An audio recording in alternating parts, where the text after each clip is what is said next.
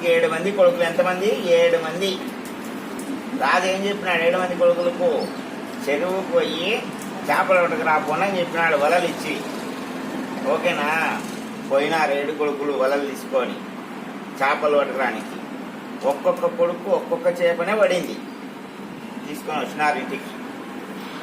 నాన్న చేపలు తీసుకొచ్చామని చెప్పినారు. ఎండబెట్టుకోండి అని చెప్పినాడు చేపలు వాళ్ళ నాన్న. అందరూ ఎండబెట్టినారు వరుసగా చేపలు. మరుసటి రోజు వచ్చి ఎండినాయో లేదో తీసుకురాపోండి అన్నాడు వాళ్ళ నాన్న కొడుకులకి వెళ్ళి చూసినారు. అందరికీ ఎండినాయి. ఒక్క 7వ వాడిని చేప ఎండాల. అప్పుడు ఆ కొడుకు ఏమన్నాడు చేపతో? చేప నువ్వు ఎందుకు ఎండలే అని అడిగినాడు.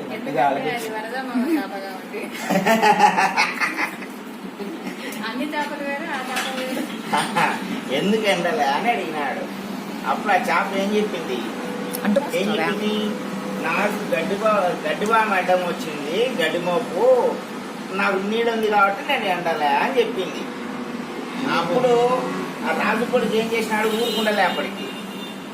గడ్డి మోపు నువ్వు ఎందుకు అడ్డం వచ్చినావు అని అడిగినాడు. అప్పుడు గడ్డి మోపు ఏమడింది? ఊరుకుండలే. అది కూడా నన్ను ఆవు తినలేదు అని చెప్పింది.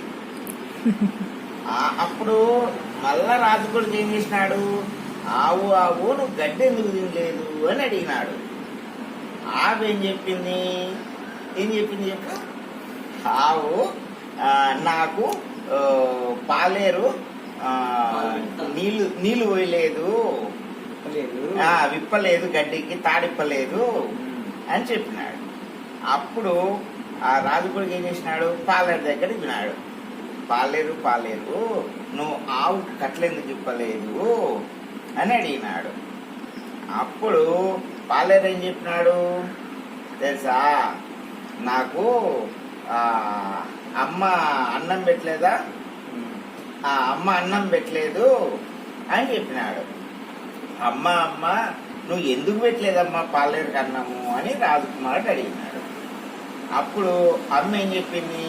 పిల్లోడు ఏడుస్తున్నాడు, అందుకు నేను పెట్టకుండా పోయినాను అని అమ్మ చెప్పింది. అంతే కదా? తర్వాత పాలేరు రాజు కొడుకు పిల్లోని దగ్గరికి వచ్చినాడు. బాబు పిల్లోడా నువ్వు ఎందుకు ఏడ్చినావు అని.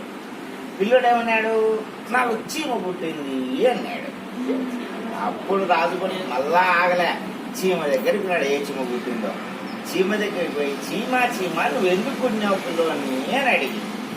అంటే నా బంగారు పుట్టలో ఏళ్ళు పెడితే నేను పుట్టనా అని అదంట. అది కథ.